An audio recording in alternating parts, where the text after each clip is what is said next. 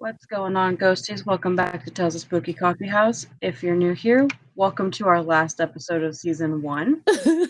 I'm okay. Veronica's gonna cry the entire episode. Yeah. And it's not because of the short story. I mean, you know what? At least we don't have to wait too long for season 2, but I mean, ugh, still, it's a bittersweet moment. So, we've learned a lot on this journey, and we're super excited to share this short story with you. If you guys remember, we did a tarot card reading for a fairy tale and told you guys that we were going to write a short story about it. So, the fairy tale reading was a 6-card reading, and card 1 represents the main character, and that was the 7 of Wands. Card 2 was a card to describe scenery, and that was through the Hangman. Card 3 was a card to represent the villain, and that was through the World Reversed. Card 4, which is what our hero's obstacle or the villain's plan was, that was through the Ace of Pentacles.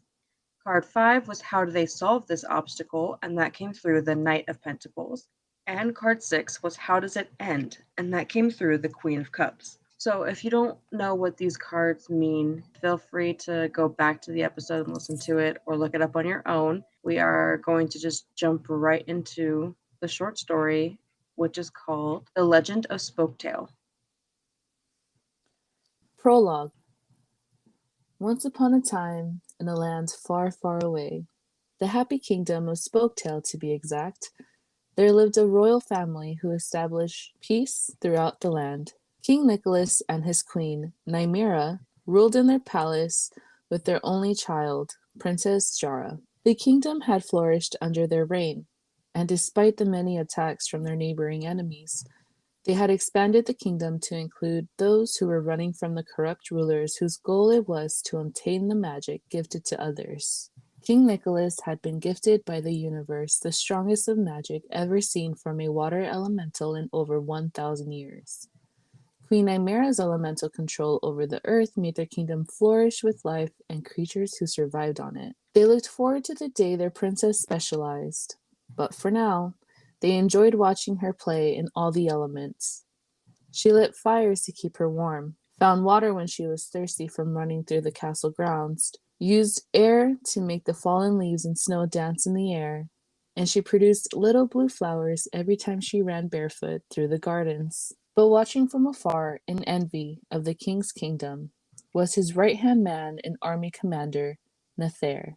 As children, he and the king would play together, talking about the day when Nicholas would become king and they would rule the kingdom together.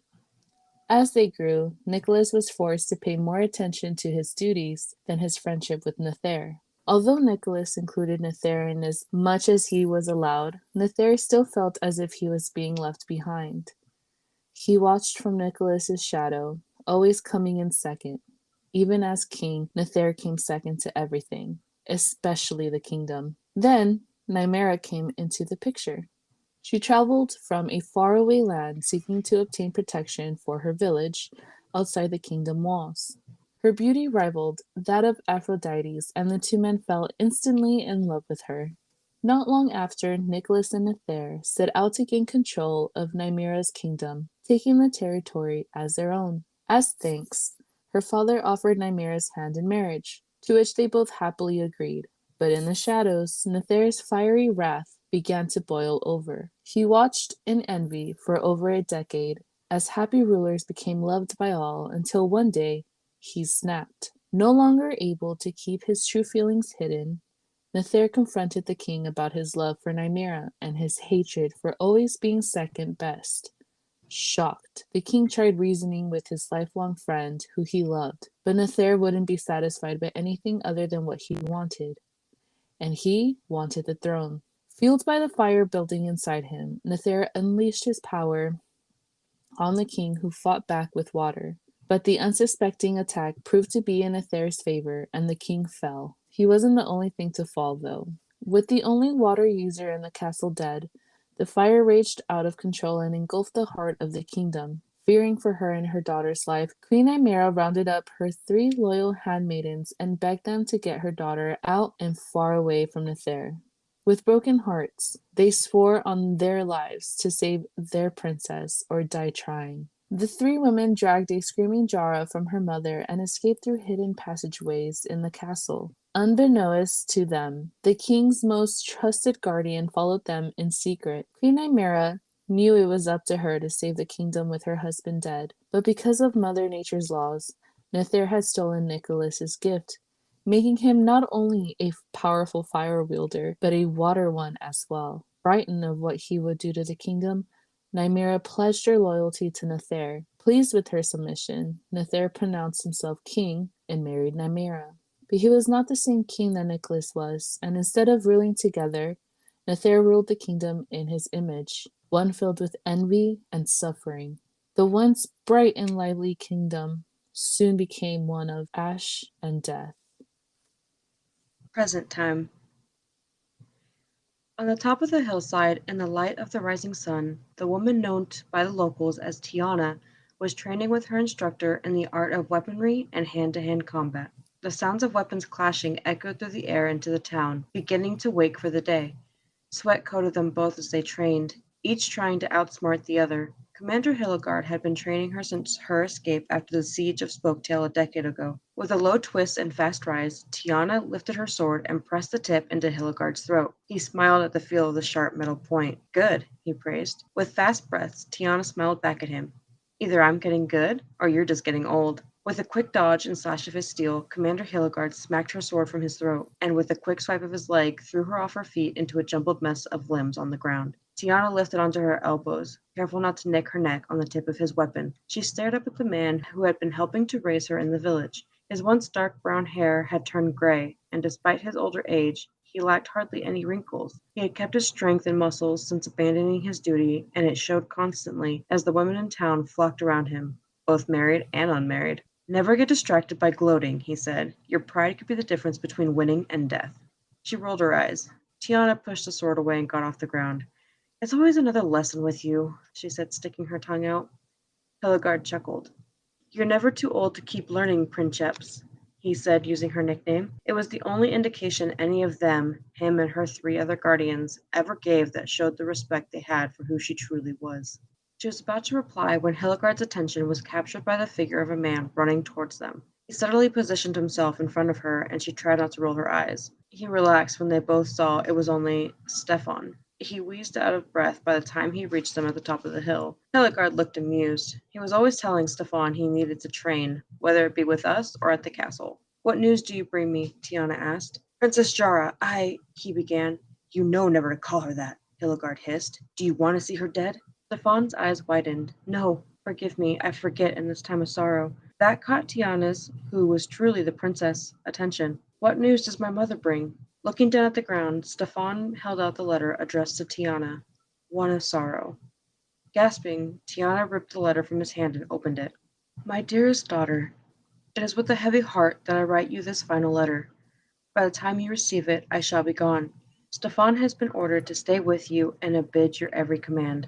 As the true queen, saving the kingdom now lies in your hands. I have tried over the years to take down Nether from the inside, but my power was not strong enough to match his. You are your father's daughter, and only you can stop him. With the news of my death spreading through the kingdom, it will be your only chance to get close enough to take him down.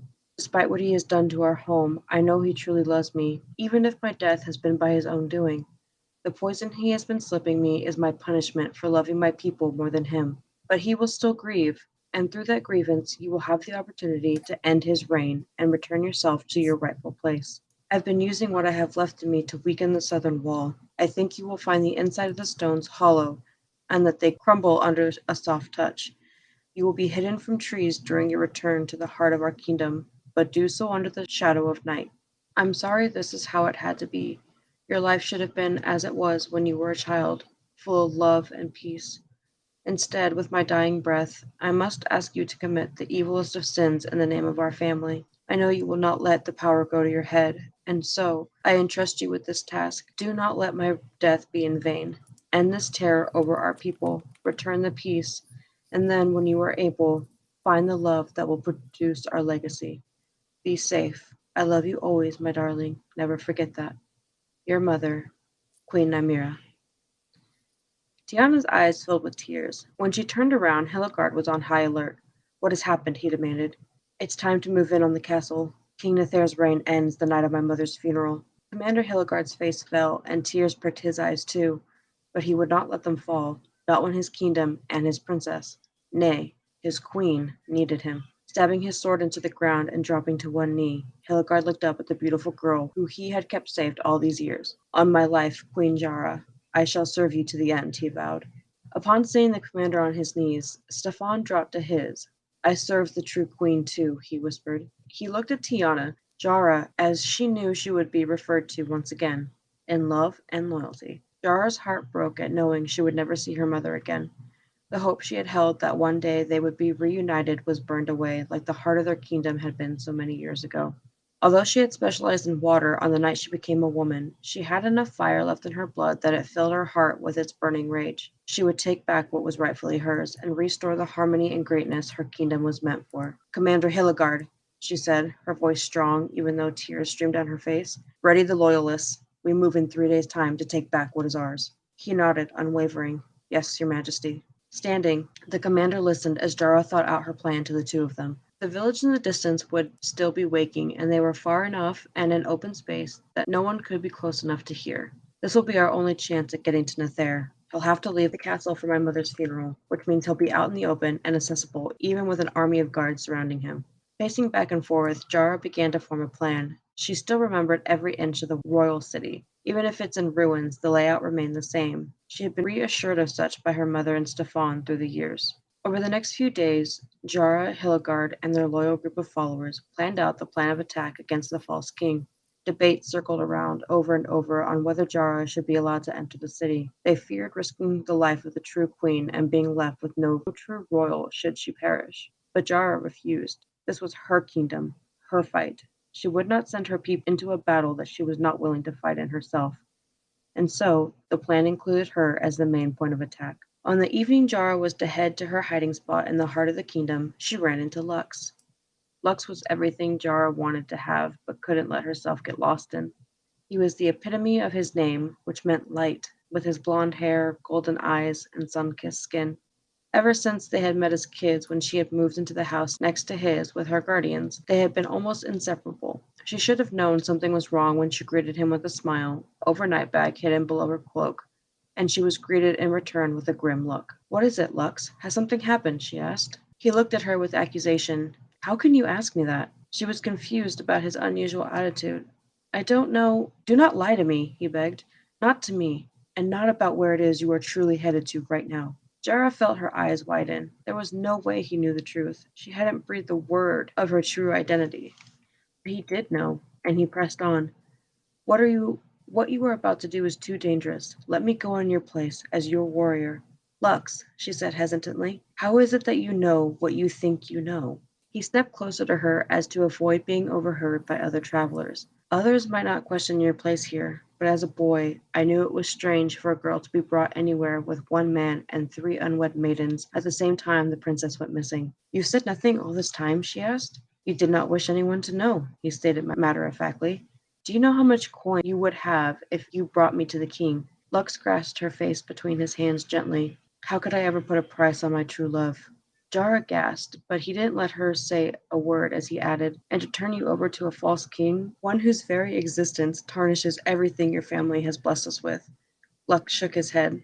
"My love, I would step in front of a sword for you, not just because I love you, but because you are my true queen." Jara was at a loss for words. How could she respond to such a declaration? Anything she said would pale in comparison. Instead, she placed her hand over his and entwined their fingers. "Your love for me is something I have waited for a long time to hear." Jara's heart broke at what she had to do next, but she did it for him, for their love. "If you truly feel as you speak, then you shall know that I feel the same when I say this. As your true queen, I order you to stay away from this battle."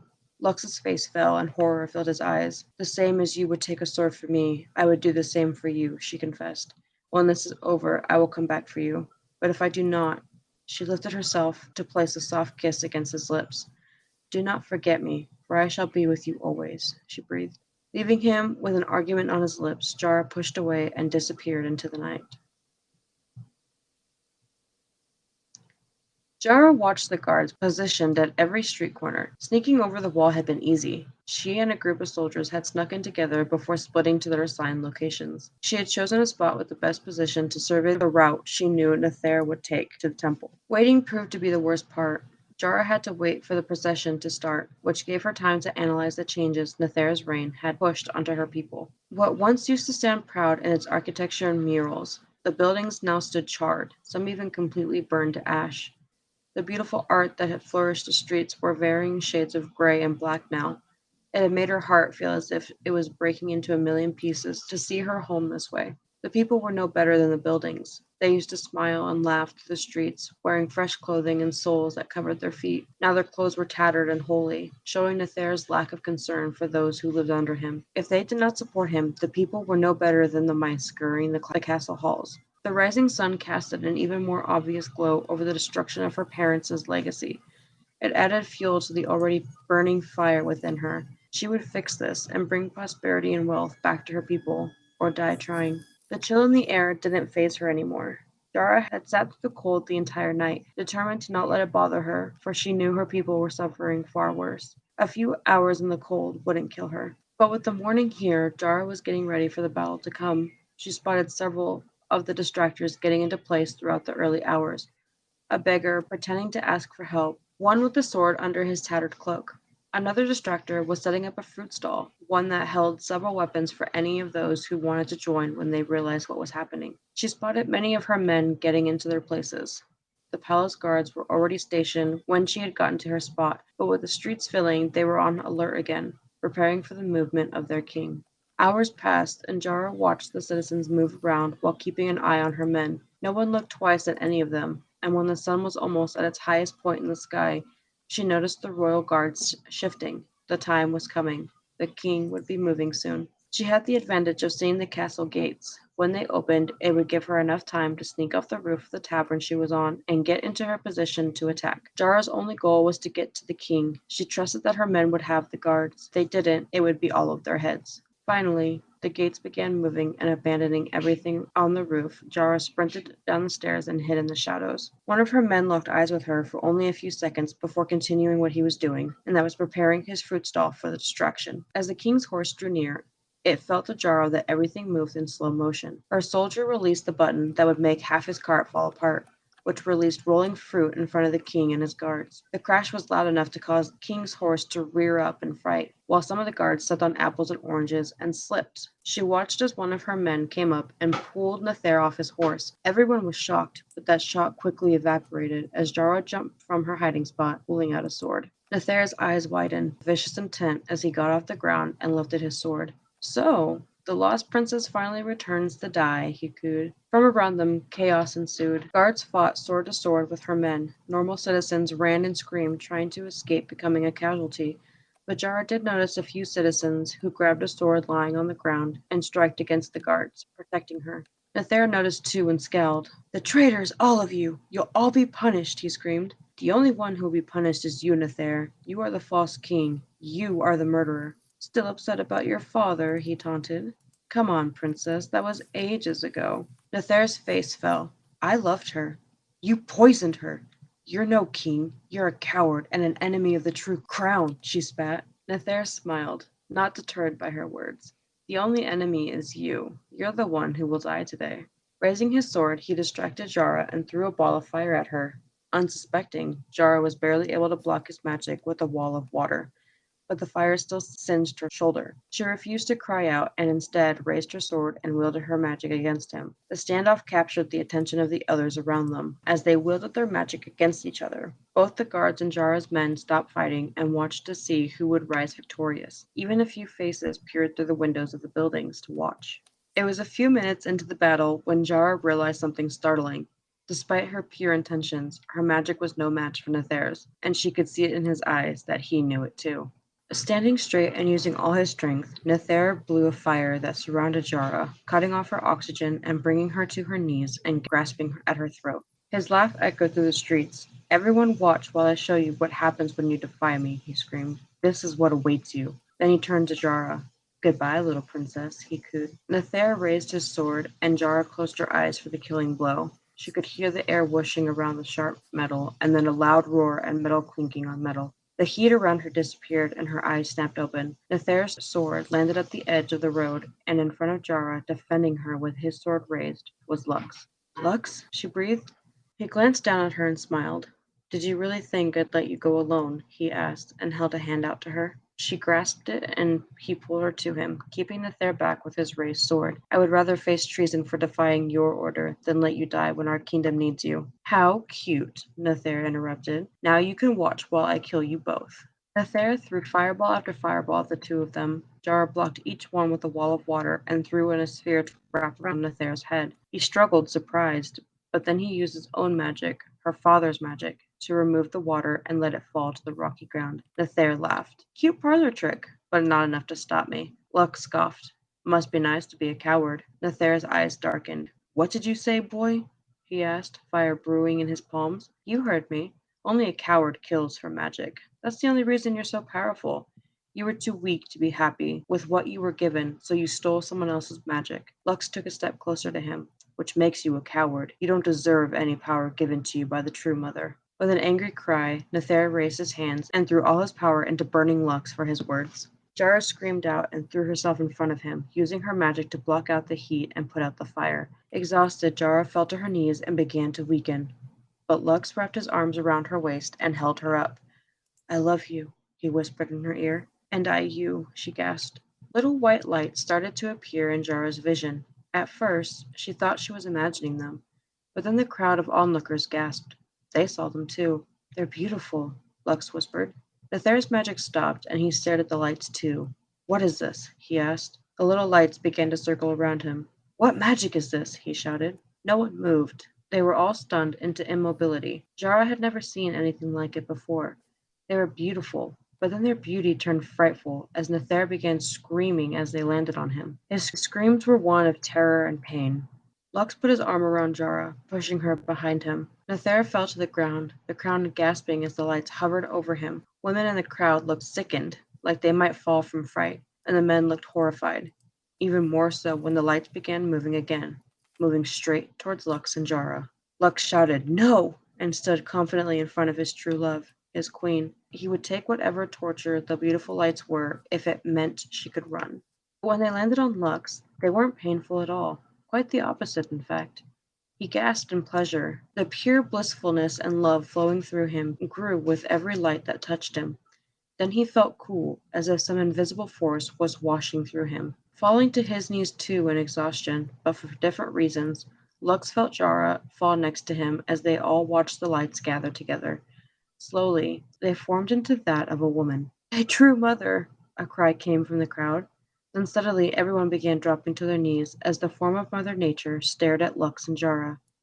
She smiled at them, and they gasped as tears formed in their eyes. It truly was her. When she spoke, her voice filled every inch of energy around them, almost overwhelming their senses in her love and strength. I take back the gift which was granted to thee who forsaken his kin, and for thy pure love and intent, I grant thee, my son, that which was stolen. With those words, she looked up and closed her eyes before disappearing without a single light left behind. Still in shock, everyone's attention shifted to Nether, who, breathing deeply, began to stand. You will pay for this, he shouted and threw his hands out. Jara put up a wall of water, but nothing touched them. Nether looked at his hands in horror and threw them at Lux and Jara again. Nothing. Jara rose to her feet. You have been stripped of your goddess-given magic. You were not worthy of it. Looking at the crowd, she spotted Commander Hilligard. Seize him, she ordered. Without hesitation, Hilligard and several other men, regular men too, grabbed Nether and held him prisoner in front of their queen. What should we do with him? Lux asked. Jara turned back to him and gasped. He was looking at her, but when he saw her attention was on his hands, he looked down and gasped in surprise too. Water flowed around his fingertips. But I'm not magical, he stated. Hilligard cleared his throat. The true mother made it so. She returned the power once stolen to someone worthy of it. Jara smiled and met Lux's eyes. They conveyed their love in silence, their look so intimate and pure that several looked away in respect. Nether? He asked her. Jara turned back to Nether, who was barely standing if it weren't for the loyalists holding him up. Put him in the dungeon, she declared. He will await trial and be judged by the elements for his crimes. Hilligard smiled at her and nodded. "Of course, your majesty." He shoved his sword into the air and shouted, "Long live the queen!" Lux and several others followed his lead. The sounds of swords slicing through the air echoed around them.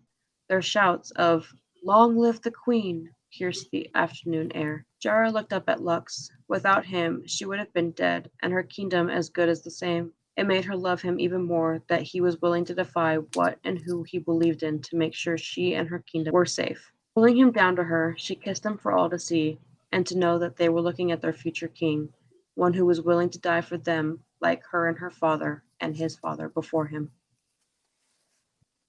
Epilogue.